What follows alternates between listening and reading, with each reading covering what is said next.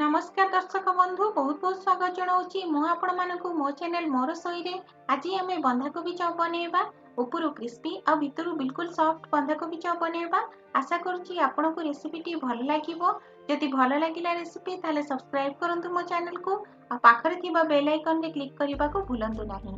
तो आसंतु आजिर recipe start करिनबा। मु एठारे फाळे बंधाकोबी नेइची आ ताकू सरू सरू करी काटी नेइची पाखापाखी एटा 300 ग्राम बंधाकोबी हम क्या दुईटा बड़ कप बंधाकोबी कटा हो सारा पर दुईटा बड़ कप बंधाकोबी हम। तो आपर आम तेल गरम करवा तेल गरम करी मुझे रिफाइन तेल नहीं टिके गोटे पिंच हेंगु नहीं जाइए आपण चाहिए हेंगु नहीं पारती कि स्किप करी पारती। आपर आम नहीं अध चामच जीरा जीरा को हल्का फुटवा को दिंतु टिके भाजी नवा जीरा आ हेंगु को हेंगुर टेस्ट बहुत ही भल आसे तेणु हेंगु पके ऐड करने को ट्राए करंतु। तापरे आमे कंचा लंका अदा और रसुण छेचा नहीं जिबा 2 बड़ चामच रो। तो मु एठारे 7-8 कोला रसुण नहीं जाइछि गोटे इंच अदा और 2टा कंचा लंका को छेचिक नहीं जाइछि। तापरे गोटे पियाज को काटिकी सरू सरू करी काटिकी नहीं जिबा आ ताको भाजी नबा जे पर्यंत पियाज हल्का रंग चेंज न करदब से पर्यंत आम या भाजवा। तापरे 2टा बड़ चामच आम नहीं बादाम एटा कंचा बादाम यही स्टेज रे मु पकई नौची आपण चाहिए आगुरु बादाम फ्राए करि पारंती किंतु एबे भी बादाम पकईले से पियाज सहित भाजी हे जिवो। तापरे स्वाद अनुसार लूण नहीं जिबा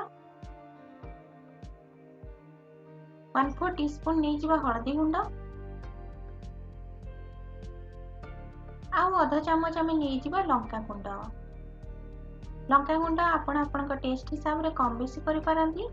तापरे आम नहीं गोटे छोट चामच धनिया गुंड आउ अध चामच गरम मसला गुंड। फ्लेम टी लो रखंतु कहीं मसला जली जिबार चांसेस थाए तेणु फ्लेम लो रखी मसला को टिके कसी नबा गोटे मिनिट पर्यंत। तापरे आम एथरे पकेबा 2 मुठा ग्रीन मटर एटा फ्रेश मटर पके हल्का भाजी नबा मटर को मसला सहित।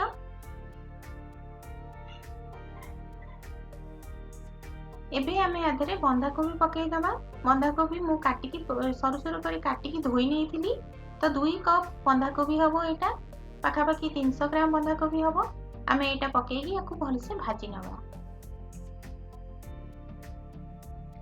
मसला सहित 2 मिनिट पर्यंत घोड़े नबा भाजिकी ताकि मसला पूरा मिक्स हो जिवो बंधाकोबी सहित।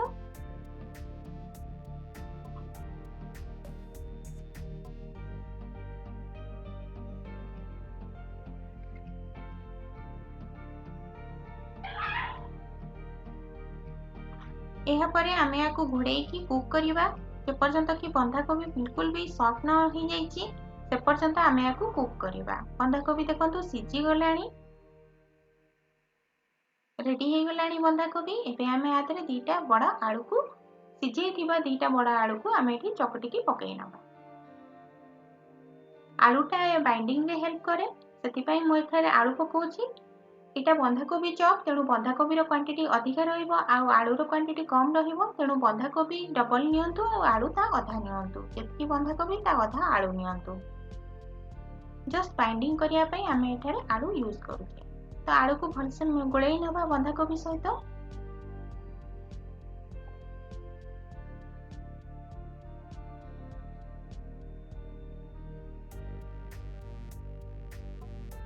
एबे आमे आदरे ऐड करिबा अधा चामच चाट मसला। जदि आपन पाखे चाट मसला नहीं तो आपण अधा लेंबू चुपुड़ी की नहीं पारंती टिके खटास दबा पई आमे एठी चाट मसला नउचे। तापरे आमे एथरे ऐड करिबा धनिया पत्र कटा हेतिबा धनिया पत्र आ ताकू लास्ट टिके गोळेई नबा गोटे मिनिट पर्यंत। देखंतु पूरा मसला रेडी हो सारलेनी टिके टिके आलू को आमे एमती प्रेस करिकी ताकू गोळेई नबा। आलूर जोटी बड़ बड़ खंड थी सेटा पेस्ट करदबा आ गोळेई नबा। मसला रेडी हो सारलानी एबे याकू ठंडा हवा पई रखिदबा।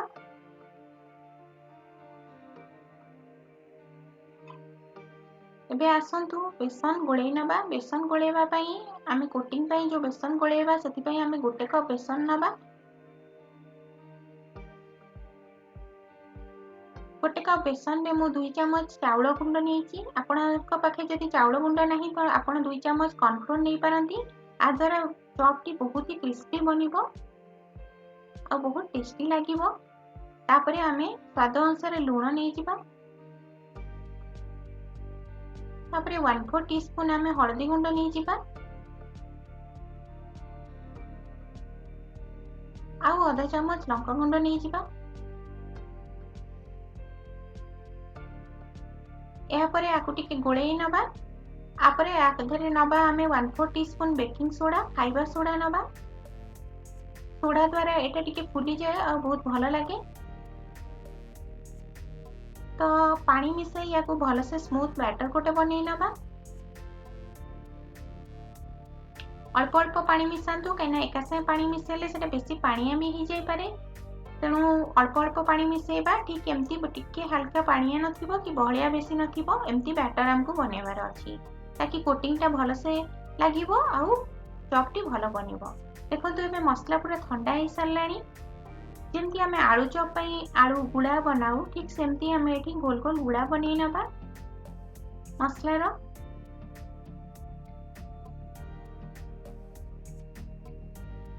देखंतु एमती मु छोट छोट साइज रो गुड़ा बनैची मीडियम साइज रो। आपण जदि चाहंती बड़ बड़ आलू चॉप बनैया पई ताले बड़ बड़ साइज रो गुड़ा बनै नेबे। तो सब जाक गुड़ा आमे बनै नबा।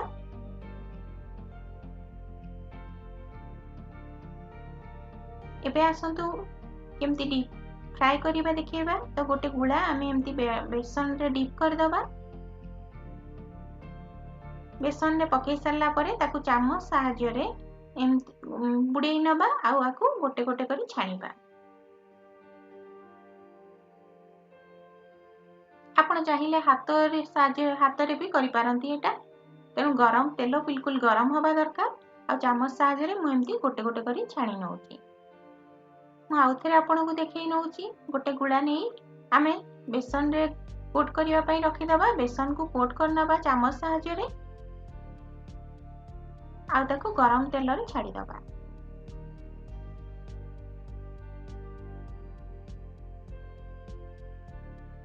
एमती आमे सब गुड़ा चॉप बनै नबा। ध्यान रखंतु बैटर पूरा परफेक्ट हवा दरकार नले चॉप रो शेप बिगड़ी जाई पारे। तेणु बैटर टी को भलो से बनांतु ना बेसी गाढ़ा ना बेसी पतला हबो बैटर। आ तेल बिल्कुल गरम हवा दरकार। देखंतु चॉप गुड़ा के एमती छाणी नबा। एबे ताकू टिके टिके उल्टे के छाणी नबा जे पर्यंत कि दुई पट साइड पूरा एटा गोल्डन ब्राउन कलर न हे जाईची से पर्यंत आमे याकू भलो से छाणीबा।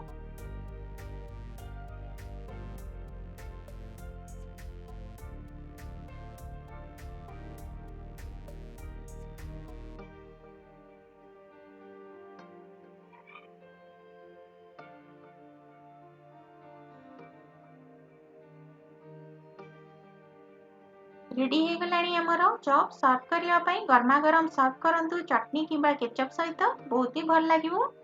जदि आपनको रेसिपी टी भल लागिला ताले सब्सक्राइब करंतु मो चैनल को आ पाखरे थिबा बेल आइकन रे क्लिक करिवा को भूलंतु नहीं। मु आउ थरे आउ गोटे नुवा रेसिपी नै आसीबी। धन्यवाद।